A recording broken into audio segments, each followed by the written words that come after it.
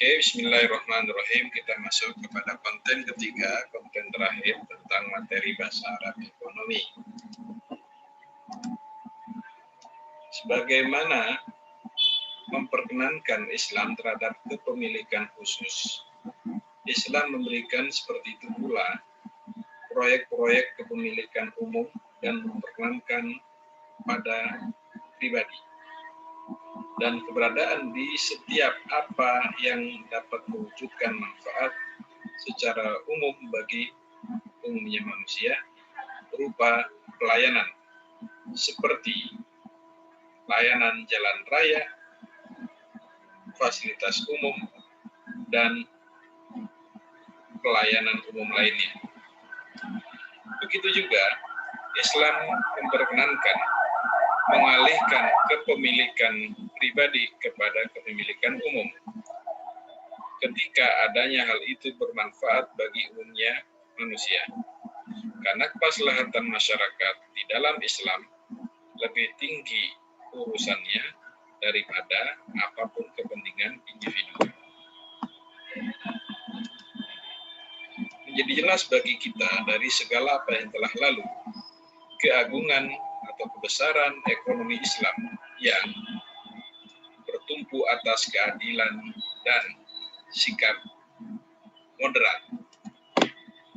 Maka tidak ada kepemilikan individu secara mutlak yang mungkin untuk melampaui batas di atas kepentingan masyarakat bila tidak baik bagi pelakunya untuk menggunakan di dalam kepemilikan atau kemaslahatan itu. Seperti yang ada di dalam sistem kapitalis. Dan tidak ada pula kepemilikan milik umum secara mutlak yang menghilangkan peran individu di dalamnya secara pribadi. Demikian juga tidaklah memiliki hafizan, penghalang yang menyeluruh untuk berkreativitas dan mencipta sebagaimana di dalam ekonomi sosialis yang serba terbatas.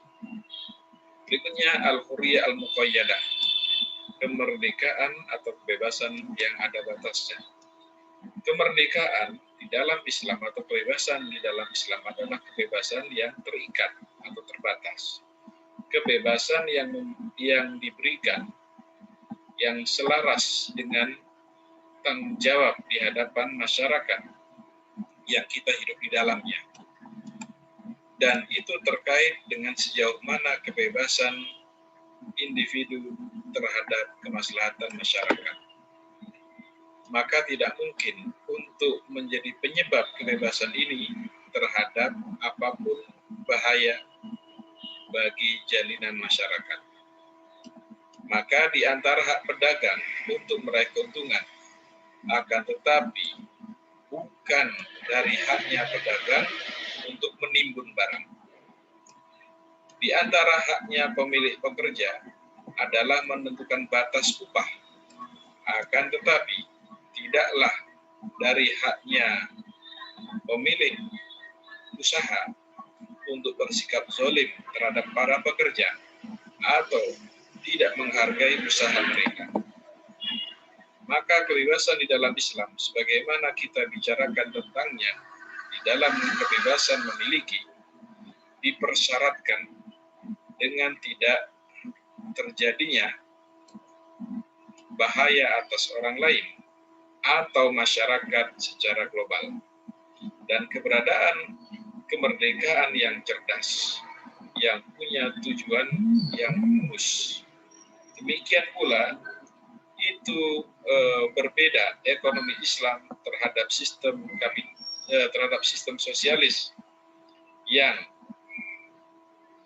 menolak kebebasan di dalam tindakan ekonomi.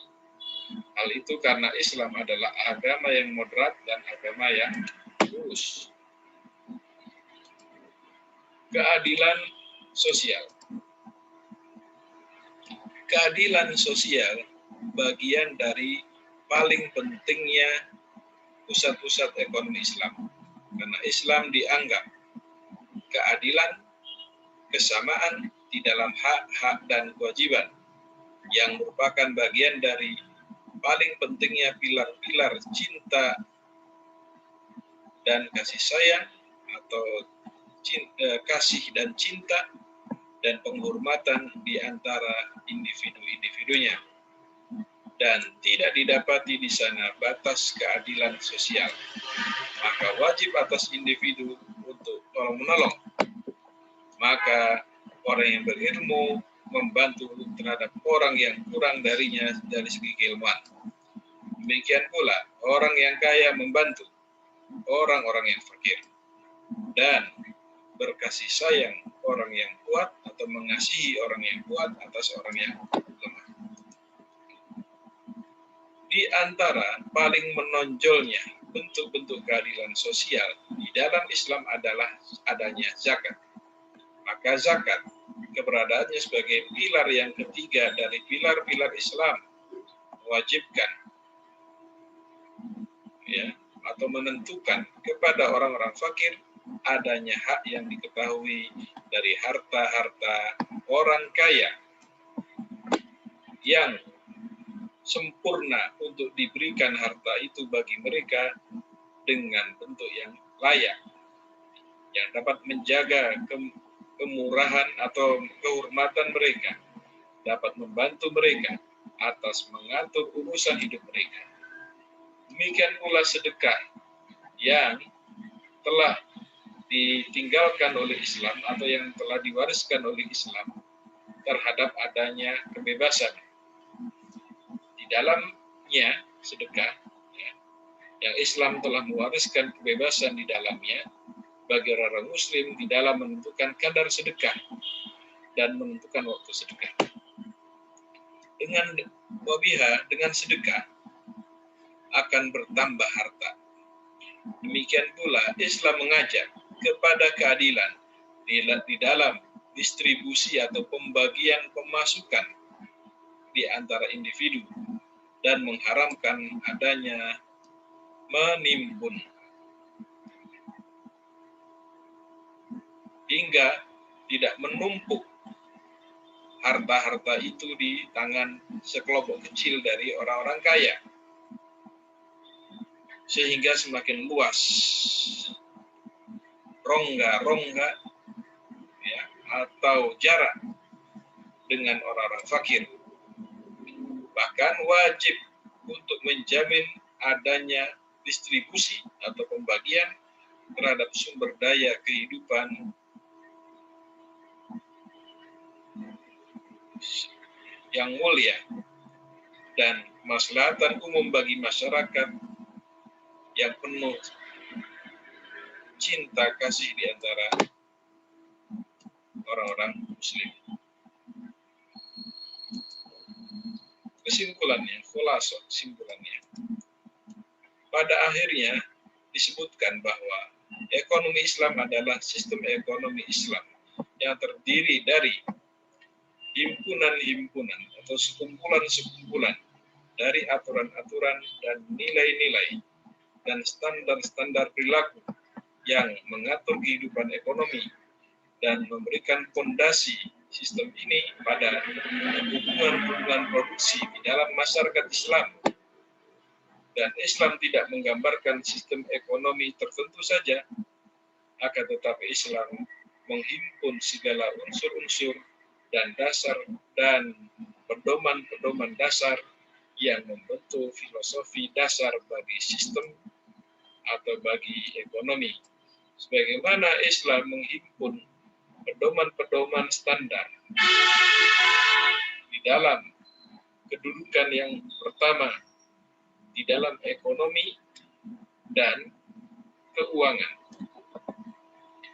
Apakah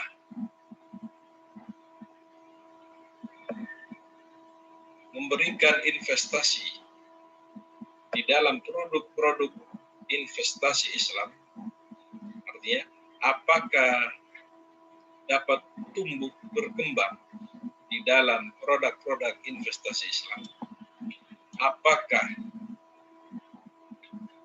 dapat berinteraksi dengan bank-bank Islam secara utuh, ataukah cukup dengan produk-produk Islam yang disimpan atau yang diinvestasikan, yang disesuaikan dengan syariat Islam, seperti bursa-bursa ya, yang